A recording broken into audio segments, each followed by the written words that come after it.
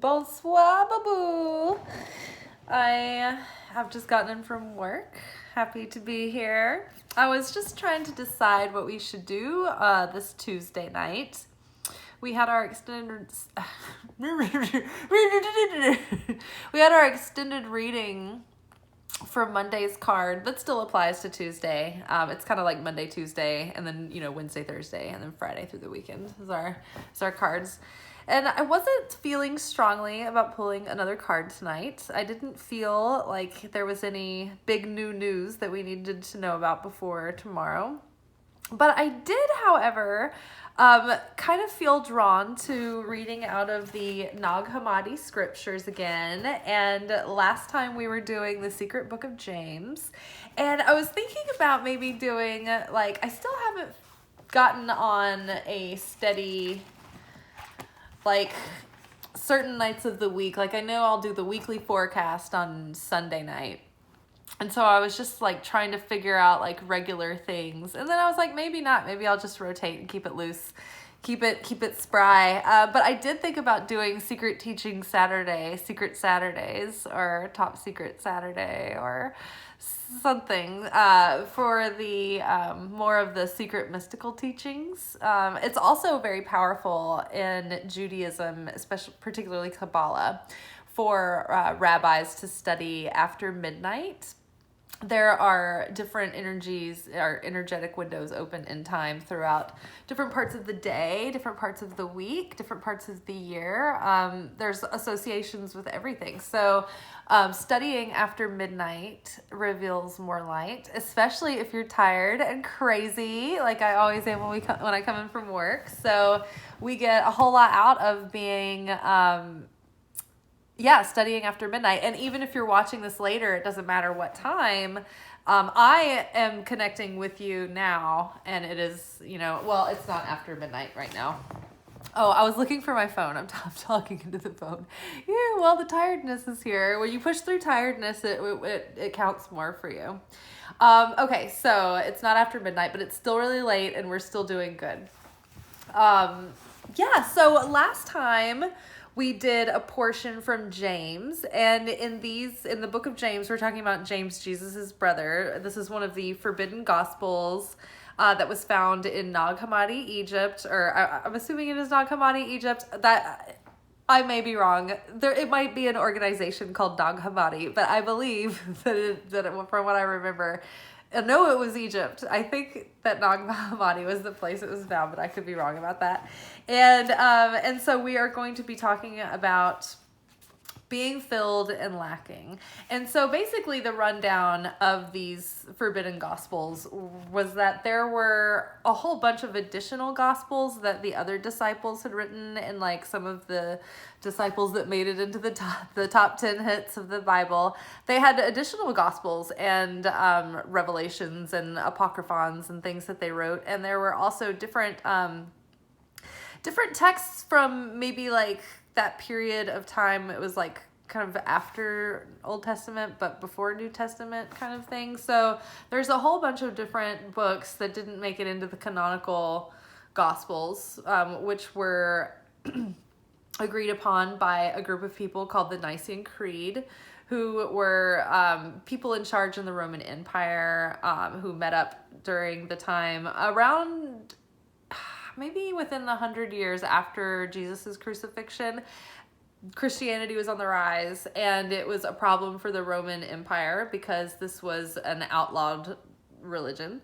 And so they figured out how to basically organize and regulate it. And they had the Catholic Church leaders at the time, or what was becoming the Catholic Church, and some of the Roman leaders get together and vote on which books would go in the Bible. And it was, ones that would push their narrative and help their agenda. And so the books that were of a mystical nature that taught you how to connect with God, the Father, the Holy Spirit, the Son, Jesus Christ, through your own portal in your heart, those were the books that were forbidden. And basically, what is the word I'm looking for? Slandered into I don't know, they were made to be, they tried to put like I can't find the words, but like they were trying to make them seem bad. They were trying to make them taboo. And so they were hidden, they were forbidden. And a few copies got hidden around and stashed away in antiquity. And they came to the surface later. And so the Secret Book of James is by James, Jesus' brother. I wish I knew their last name. That'd be cool to know. Okay, and so the other day we were reading a portion that Jesus had made a reference about being filled. And so this speaks more about being filled versus lacking. And so in these portions, Jesus is having a conversation with the disciples, and I believe that this is happening after the crucifixion.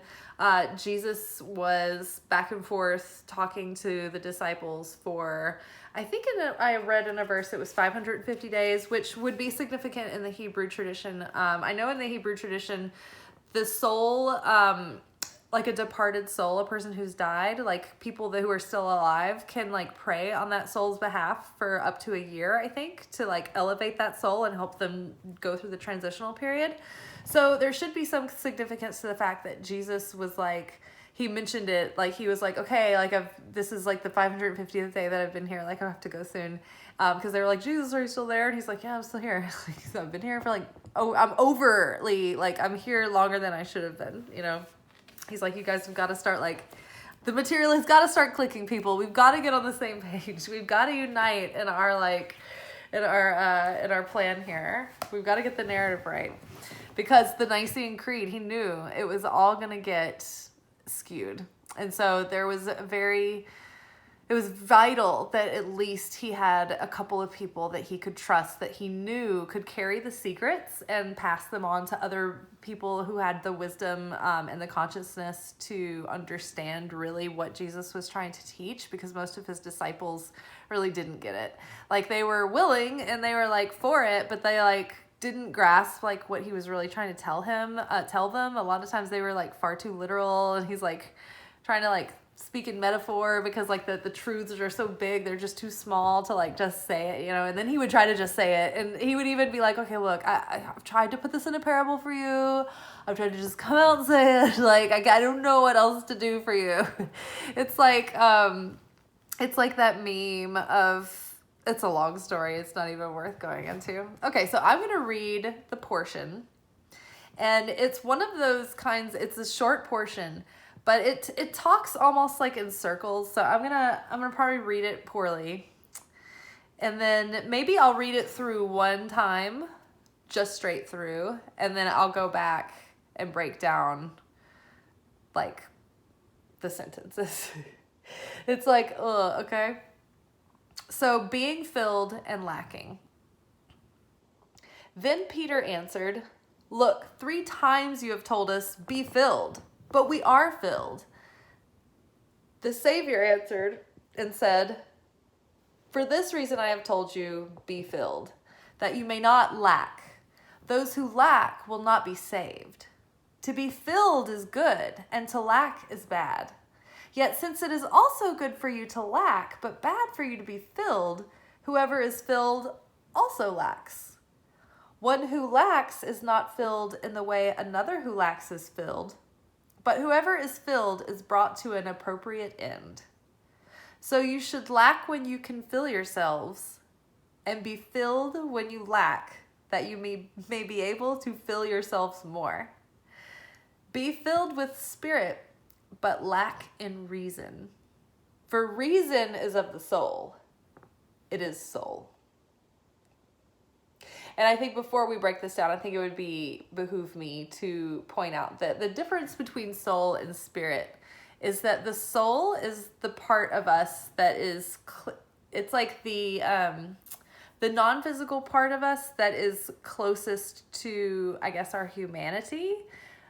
Maybe one step away. It's not our mind. It's partially our mind. But it's,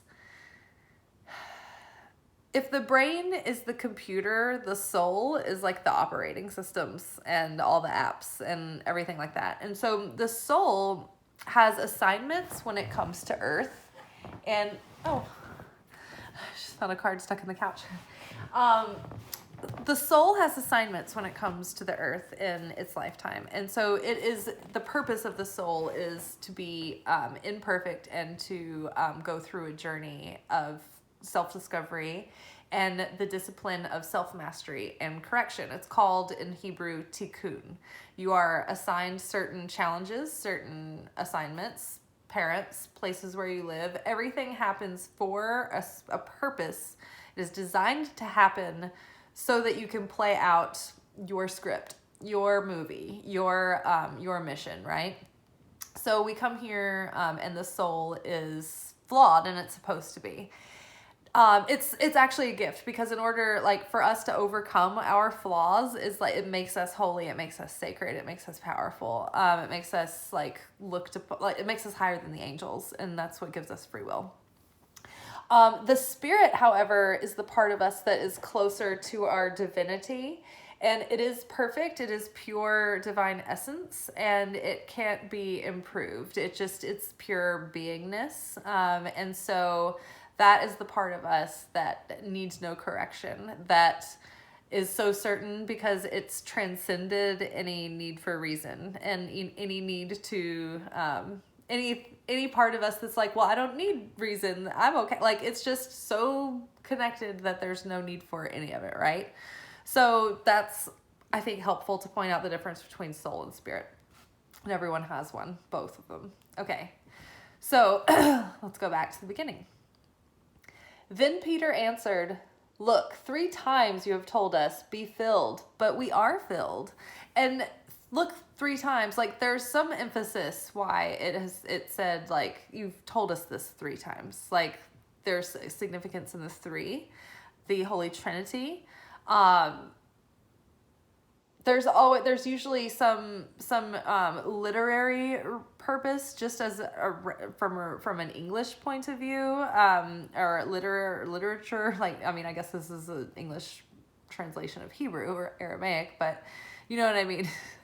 The written language, there's emphasis on this statement. You've told us to be filled, but we are filled. And the Savior answered, see, this is why I've told you, be filled, so that you don't lack. Because they are sitting there going, like, why do you keep telling us to be filled when we are filled? And it's like, when he says filled, he means be filled with the light, be filled with fulfillment, with certainty, with wisdom. And I think that the disciples were like, yeah, we get it. We're in. But like, they were also always like worried and petty and like worried about like small things and like wringing their hands and like not getting like the big picture of like who, like, remember when they were like scared in the storm on the boat? Then they were like, oh, like the actual like Son of God, Son of human, Son of Man is here. Like, if they really understood, they wouldn't be too worried about, like, the storm. Or they would always be thinking that Jesus was planning on, like, taking on the empire so that he could, like, take over in a political sense. Like, they really didn't understand that he was like, yeah, no, I knew the whole time. Like, I was coming here to, like, be an enemy of the state, like, be an activist. I knew I was going to have to get crucified. Like, I knew I was going to be, assassinated or, punished for this in this way. Like, that was the plan. Like, that was always going to happen. And they were like, when they came to get Jesus, the disciples were like, why isn't he like trying to get away or whatever? He was like, this is part of the plan, So they really didn't get it. And he was like, I want you to be filled with the light. And they're like, we are. Whatever you say. We're like, we're in, And he's like, no, you're not. You're really not getting it. And there's layers even to the being filled with the light. So part of this, the meaning of being filled. So the Savior answered, for this reason I tell you, be filled so that you may not lack. For those who lack will not be saved. So those who lack will not be saved. This is, those who lack certainty will not be saved. Those who lack certainty will never be fulfilled. They can have all the money in the world. They can have perfect, harmonious, romantic relationship, family and good health. And if they don't have certainty, if they don't have that certainty from the light, that faith that's beyond faith, beyond reason. It's called imuna. If they don't have that, then they're always going to be looking over their shoulder, waiting for the rug to be pulled out anyway. Or they're going to be bored, or they're going to be dissatisfied, or they're going to be looking for something to like nitpick over or worry about. You know this. You've seen people do this, right? And that's why people like Eckhart Tolle are considered like enlightened masters, because they can sit and be content and satisfied. Like, that's it. Basically, that's all. He doesn't get upset, and he's content and satisfied. He's an angel, like the most enlightened person on earth, right? Other than like the Dalai Lama, who's also basically, for the most part, content and like good-natured. That's it. Okay, so be filled. Those who lack will not be saved. Also, if you are coming from a lack mentality or a lack perception, it could be so subtle that you're not even, that you can't see it. Maybe your language doesn't say that you're coming from a lack mentality, but maybe you are. Maybe your urgency to do something, like when you go to the deepest part of it, maybe you feel there's a scarcity there, or you'll miss your chance, or maybe it won't work out, so I need to hurry up and get mine while I can. You know, that seems like just being part of the human race. You know, when you watch these like nature shows and you see how harsh like the animal kingdom is, it's like kill or be killed. Like, if you don't kill, you ain't eating that day. Like, you're gonna be eaten by something else. You know, the food chain is harsh, but we're not animals. We're above animals. We're at the top of the food chain because we have a choice. We don't have to scrounge around. We do have, you know, a certain level of that we have to deal with in our life, but we also have higher faculties, and we have the ability to actually use the powers within our soul, and wield the forces of nature if we want. And the animals don't necessarily do that. They can be helpers, but they are not the ones that are really like wielding those powers. So then that would make you just like, you know, when we're fearful like that and we don't believe, we're behaving in a reactive way. And so we are letting the causes of life affect us, and we react, and then that means that we are victims, right? So if we want to be like the creator, and we want to have affinity with the light so that we can be like the law of attraction, like attracts like. So in order to attract the light and be filled with the light and be like, you know, sustained and fulfilled and satisfied, then we have to be like the light. And in order to be like the light, we cannot be reactive and responsive and scarce and in lack and in fear and doing things because we think there's not going to be anything left, or like, you know, trying to control things because we don't think that there's enough. We don't think we are enough. We don't think it'll work out. That is lack. That is being reactive, right? Let's see. So those who lack will not be saved, because when you're in that space, you're attracting what you're like. And if you're lack, then you're attracting more lack. And see, the thing is, like, we think the way we've understood God is sort of like on a very childlike level, like a cartoon. And we think of him as like a person who has like opinions and wants to get in there and be like, well, I'm going to punish you for this, and I'm going to, you know, I'll let this slide. And that's not really, God is so much bigger than that. He's almost like this, like an eternal, you can't really put words around God, because then that's putting him in a graven image and like worshiping an idol, because you're just limiting God at that point. But in the absolute purest essence, God is the light, and the light has different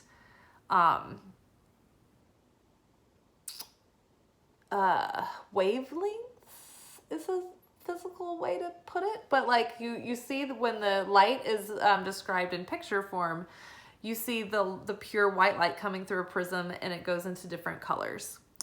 These colors kind of represent the different governing forces of the Godhead that makes up this whole system, this whole beautiful machinery, this whole existence, and there are categories and governing orders and forces and things that are going on that are very organized, very definite, and very categorized in their essence. And so these are like the rules, the spiritual laws of reality. They're different from the physical laws of nature, and they're different from like the scientific laws, but there are like these spiritual laws that are playing out all the time. And if we understand those laws and we begin to have the self-mastery and self-discipline to govern ourselves within them, then we can actually like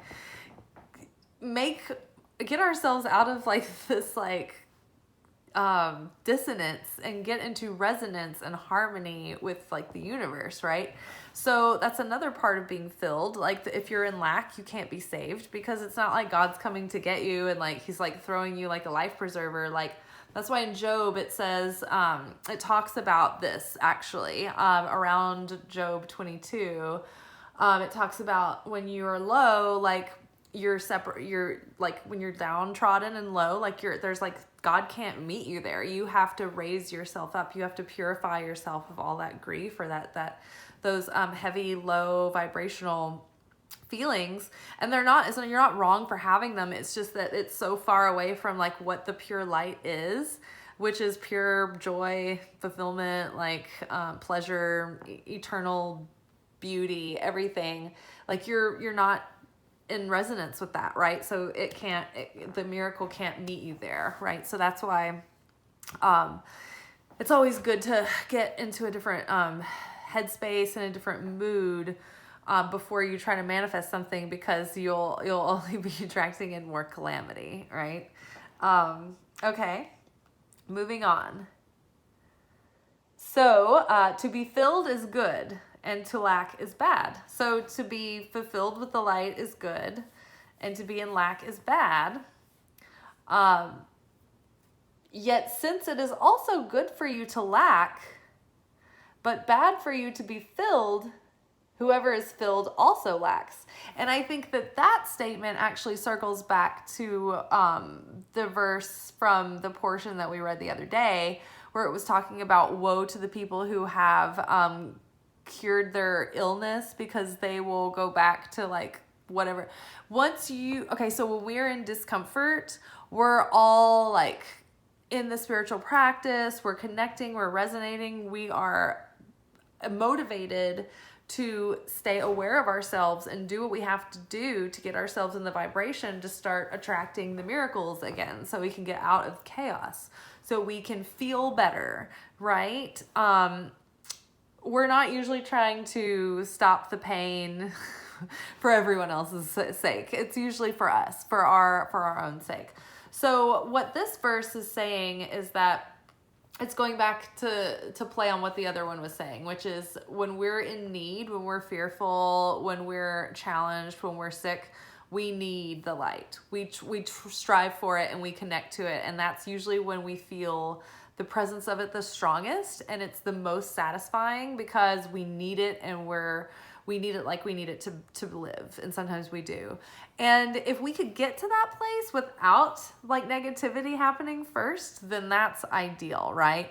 But the danger of being filled is that you're like satisfied. So you're like, well, I don't need to do my spiritual practice today because everything's really good and I'm like tired and I don't feel like it and I just want to do something else. And it's like when you're tired and you don't feel like it, that's always when it counts the most for you. You're always like 10 timesing the blessings that are coming and the light that is going to be revealed by the times that you are tired and don't feel like it. So what it means here is that, yet since it is good for you to lack, but bad for you to be filled, whoever is filled also lacks. That means you're going to rest on your laurels. If you're satisfied and like you're good, you're going to get lazy. You're going to forget. We are very forgetful people. We're going to lapse, and then we're going to forget all the things that make us feel good and keep our mind set in the right place and keep our hearts grateful and open and compassionate. And we're going to start getting like complaining, curmudgeon, and victim-y, and like short fuse, like, bad habits again. So it's good if you can always be striving to striving for a little bit of restriction. Hold yourself back from, you know, going full force gluttony on things, and restrict by self-discipline, restrict by pausing before you react, restrict by, you know, saving room for dessert instead of eating it all and like cramming it all in. Like, restriction is, it's easy to make the comparison when you're talking about food, right? Because the first few bites, it's like that's the most fulfillment, and then like once you start eating the meal, like you get less and less fulfillment until finally like you keep taking bites but you're making yourself sick, right? That's not restriction. If you practice restriction, then it keeps everything in like goodly balance and like things are healthy. Restriction might be studying if you're in school, like working hard and studying.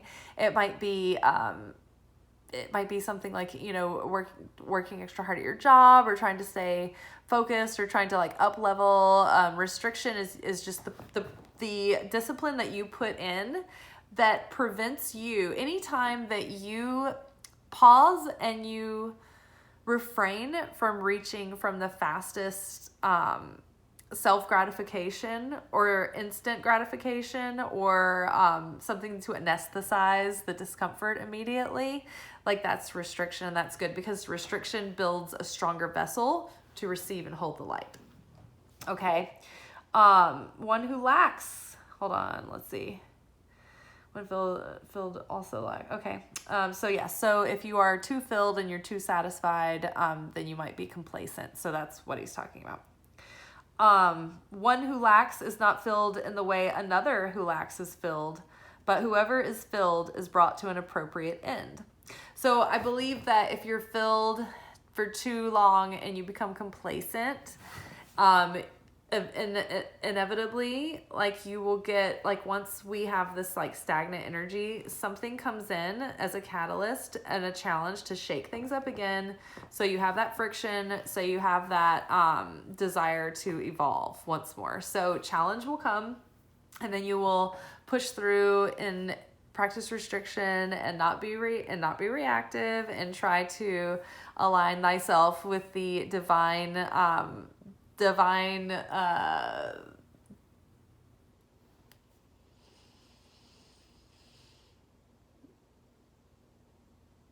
like the divine way of moving forward. I don't know. You guys, I have like brain fog. I'm like tired. It's late. Okay, and let's see what else. Oh, okay. So, and we'll be brought to an appropriate end. So the challenge will come so that you feel that you need to be filled by the light again. Now, I also think that on the flip side of this, those that are actually filled by the light and are fulfilled, like, there will also be an up-leveling and a blessing in that. Like, you will be continued to be raised up and expanded and blessed if you're proactive in staying filled but not satisfied with the level of fulfillment that you have. So you always want to be grateful and satisfied.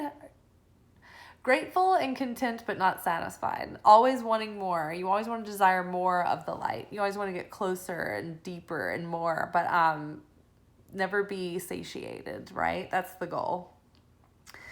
And that's by the light. But like in life, I think it's good to be like not needy for a bunch of stuff. Like, don't let things be the thing to make you feel comfortable and happy and like at ease and fulfilled, because like it's very temporary, right? So if you're not worried about like a lot of that stuff, and you're like, yeah, it's great when it's there, it's wonderful, but I don't need it to survive, I don't need to be happy, that's the ideal. Because it's like God wants you to have all kinds of like wonderful stuff around you, but he wants you to enjoy it, and you can't really enjoy it if you like need it to be comfortable to the point where you're like, if it's not there, you're like, oh, like things aren't as good, or I'm, entitled to this, or do you know what I mean? Like, don't like live life spoiled on materialism.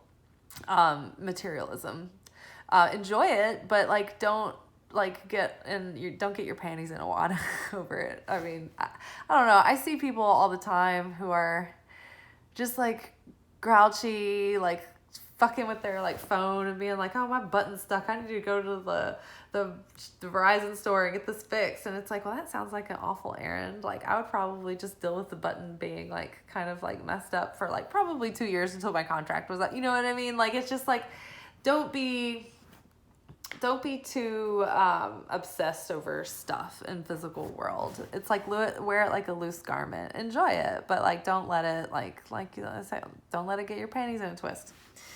All right, and okay, so you should lack when you can fill yourselves, and be filled when you lack, that you may be able to fill yourselves more. So that is, like we said, practice restriction. So when you can be filled, push back a little bit, refrain from taking it all, and fill yourselves and be filled. You should lack when you can fill yourselves, and be filled when you lack. Oh, and be filled when you lack that's be satisfied and content if you don't have what you were hoping for. Like, if like the trip that you wanted to go on falls through, it's like, oh, well, that sucks, I'm disappointed, but whatever, we'll have another chance. Or I bet you there was some reason, like God always has a reason, divine is always in everything. So it's about having that certainty. Like, when you have absolute certainty in the light, you kind of always know that no matter what's playing out, it's like the light is behind it. And if it's chaos, the light will come in and like make it in your favor anyway, as long as you have certainty. When you are filled with that light, the light can meet you because you're resonant. But if you're in lack and scarcity, going, it's not working out, then the fear, you're downward spiraling and you can't connect to that resonance. So hopefully this is making sense. Be filled with spirit, but lack in reason. So be filled with that emunah, that faith beyond reason. It's not that you're not being logical. It's like you understand logic. It's like, I understand logic and reason, and like understand how the world works, and I understand science. But I've seen so many miracles that I know it doesn't matter. Like something can like happen. Like I can pull $500 out of my ass tomorrow. It'll just show up in the mailbox if that's what absolutely has to happen. It's that mindset where it's like, I don't need it to make sense. It just is what it is.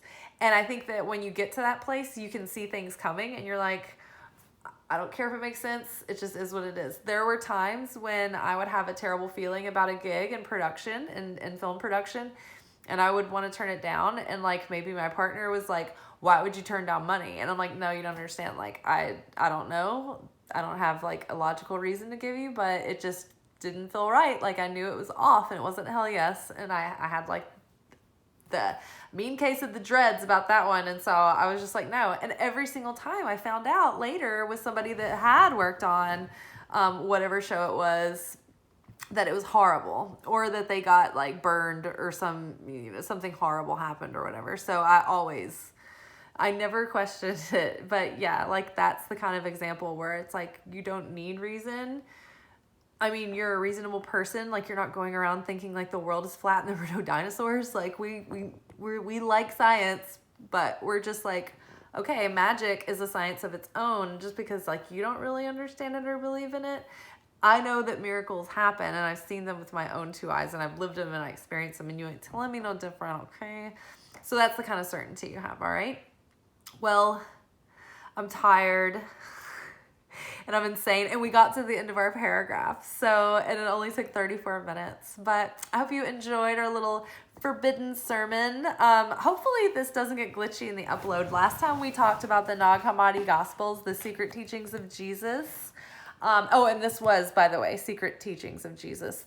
All the stuff in the book of James was like on the DL until like later, around probably now when we discovered it, when we were even broaching the consciousness to like start catching on.